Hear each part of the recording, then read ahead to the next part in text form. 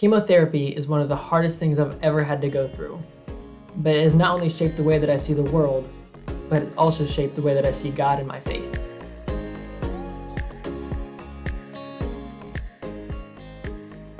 So my uncle was just diagnosed with the adult version of the disease that I have. His version is called AMN, adrenomyeloneuropathy.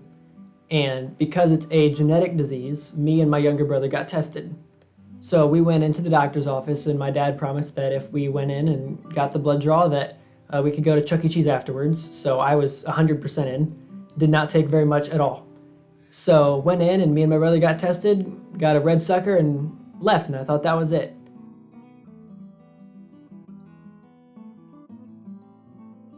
Ended up finding out that I have the disease, the childhood cerebral version called adrenoleukodystrophy. Now, so what actually happens with the disease from a scientific perspective is my body couldn't break down very long chain fatty acids. So anything with a really high fat content, the actual strands of fat, my body couldn't break it down. So then those long strands of fat, when it couldn't go anywhere, go into any cells, be broken down and dispersed to the rest of the body, it would surround the myelin sheath in the nervous system and then start shutting down each part of the nervous system. So some kids, it starts with being blind. Some kids, they can't walk. It is going to be different for every child. For me, we don't know where it was going to go because mine hadn't progressed that far, because when I actually even had the bone marrow transplant about a year later, I was only 8. So most kids, if you don't ever catch the disease early enough, you'll be dead by age 10. So luckily mine was caught early enough and I hadn't really had any symptoms yet to where I was fine, but my uncle is blind and can't really walk. So it just depends on where you catch it. So the next thing that happens is we go to Baltimore to get some more testing done and end up getting on a trial study for a thing called Lorenzo's oil. So I tried that for a while and it didn't work.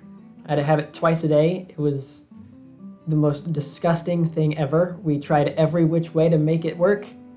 There's no way to make that stuff taste good. The other thing is I had to have an 18 grams of fat a day diet, not 17 and a half, not 18 and a half. It had to be 18 grams of fat exactly per day. So after finding out that the Lorenzo's oil didn't work for me, we ended up calling the best doctor who has done the most transplants for my particular disease. Unfortunately, that was in Minnesota. Like, it couldn't have been in Florida or something. That was very unfortunate when it was like middle of the winter of Minnesota. That was rough. But ended up calling him and saying, okay, if you had a child who had this disease, what would you do? And he said, I'd be here next week. So that's what we did. And we packed everything up and we were in Minnesota within the week, which was completely insane. I'm like about to start my 4th grade and we completely uprooted everything. We head to Minnesota, and the rest of my family either stayed at the Ronald McDonald house or with me, depending on the night. I had a 5-year-old brother at the time, so he's still trying to live a life just like a regular 5-year-old, and he's running back and forth in the middle of the snow, which my parents were not super thrilled with, between the hospital and the Ronald McDonald house, and it was crazy. It was absolutely insane. But because of the chemo, my body and skin got so sensitive that my gums would bleed every time I would brush my teeth, or if I would take a shower, it felt like it was rocks hitting my back. So everything became way more sensitive, and I can feel what that felt like. So post-transplant, I don't remember the exact timeline of it, but as soon as I got out of the hospital, which took a while, we finally got to come back because were doing regular checkups. Went from staying in the Ronald McDonald house and doing it from daily to weekly to monthly to now I don't even have to come back if I don't want to. But a while I was wearing a mask, so I couldn't be around anything including dust or anything because it completely wiped out my immune system. So if there was anything around, that was going to severely compromise me very quickly. So I remember wearing the mask. I remember actually getting really hairy immediately afterwards, so I looked like a little monkey with a mask on. We got some pictures of that, and that was interesting to look back at. Definitely was very weak, so a lot of my friends would go outside and play wiffle ball and something in the backyard, and I would sit inside and want to go play, but there was no chance in the world that was going to happen. It was 5th grade when I actually got to really go back and start living life again. I remember when I finally got to take off my mask for the first time and go outside and actually play. That night, we took all of the masks that I had and did a campfire and just started chucking those things. I'm like, this was the worst. I've been wearing a mask for way too long at this point. Ended up eventually playing t-ball or coach's pitch. It was coach's pitch, but because I was so weak, I could be around the desk at that point, but then I was still too weak to do anything. So I could hit, but I couldn't run. Luckily, there was another kid on my team who broke his arm, so he couldn't bat, but he could run.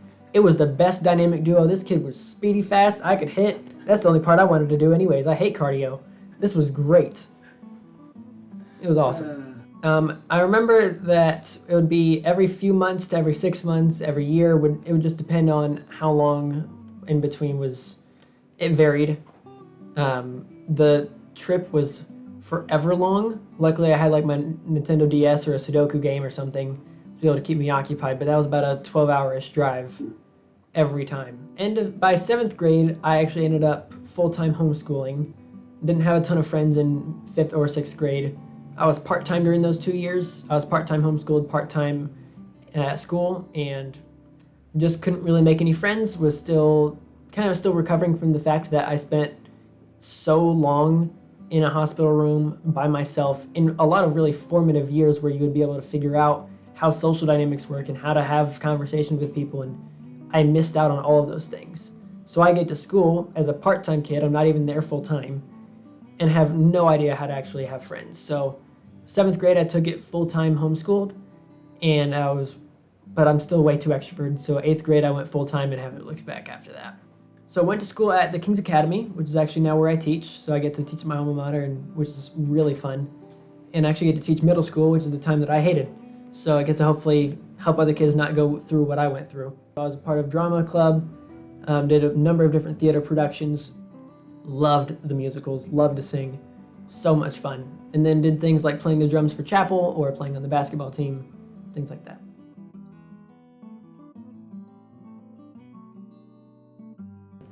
And then I get to be a teacher like my mom, and I love to be able to teach people. This is going to be great.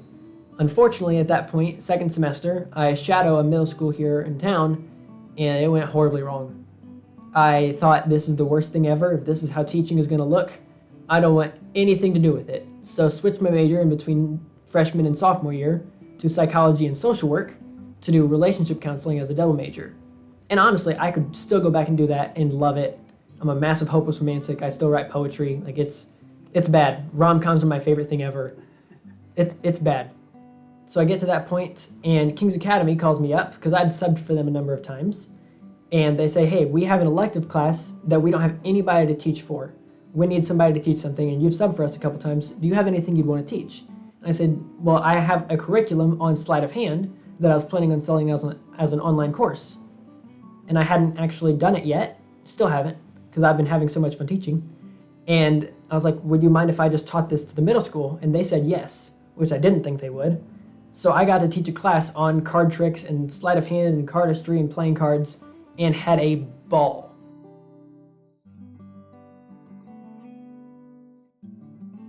With about a month before graduating, they let me know they had a full-time position open, and I applied for it and got it. So now I teach a Bible class and PE and some classes for just like the 6th graders on planning and organizing the stuff that you need to survive high school, things like that. So meeting her was not planned. This is the Tuesday before I graduate that we met. I actually got the job and met her within 2 weeks of each other. She sends me her Instagram. She's beautiful. So this is actually a real person because she texts me from the Instagram account. We talk the entire time, all the way till we get back into Marion. So I text her. I already had her number at that point. And I say, what are you doing tonight? She goes, nothing. I said, great, I'll meet you in 15 minutes over at the coffee shop. We were there for 4 hours. I'd literally never seen her before. Truly just think it was God blinding the two of us, because with her being that beautiful, I would have already asked her out. Ended up getting engaged about 3 months later, and we'll be getting married in about 98 days from now or so. So the main impact that it has on me today, because a lot of the stuff that other kids have, I don't. I'm the #1 person in the world with my disease at my age. Nobody else really has ever gone through college with my disease, with the childhood cerebral version. It's just unheard of. To be able to do the things that I've done, play basketball, it just doesn't happen. So one of the biggest things came from a quote that I heard. It said, God doesn't do all things, but he can work through all things. Because we live in a fallen world where a lot of these things weren't supposed to exist. We weren't supposed to have war. We weren't supposed to have disease. All the things that happened because of the fall in Genesis 2, these weren't supposed to happen. So I know that I'm not saying that God didn't give me the disease, because he could have, knowing what the outcome would have been. But he might not have. This might just be due to the fall of humanity and due to sin. God is all-knowing, not me. So what is my right to be able to blame him for it? It's his glory, not mine. In our weakness, he's strong. His goal is to say, it has nothing to do with you. It's only because of my power. And I feel the same way. I feel so blessed with the fact that God has done this work in me and through me, and because of that, I get to tell my story to other people of how he's blessed me. But there's no way for me to hold it against him, because I'm not God. I haven't seen the work that he's done on the front end. I pray bigger prayers than I ever would have if I didn't have the disease. But I think people underestimate how much prayer can actually do. We can change the heart of God, and we have that direct access to him. And I don't think I ever would have had a faith to be able to pray bold prayers the way that I do if God wouldn't have given me something or allowed me to have something like ALD.